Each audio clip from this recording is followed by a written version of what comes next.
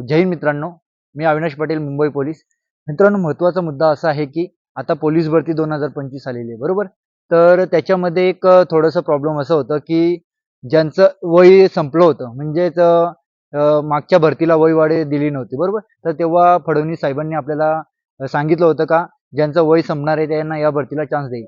तर मी जी आर वाचलं, त्या जी आरमध्ये 5.3 क्रमांक त्याच्यामध्ये टिप नमूद केलेली आहे का या भरतीमध्ये त्यांना संधी देण्यात आलेली आहे, बरोबर. मित्रांनो, तुम्ही सुद्धा जी आर तो व्यवस्थित वाचा, कारण की तुम्ही पूर्ण जी आर वाचा, म्हणजे तेव्हा तुम्हाला संपूर्णपणे माहिती भेटून जाईल. म्हणजे आता बघा, तुम्हाला या भरतीमध्ये संधी भेटलेली, या संधीचा फायदा करा.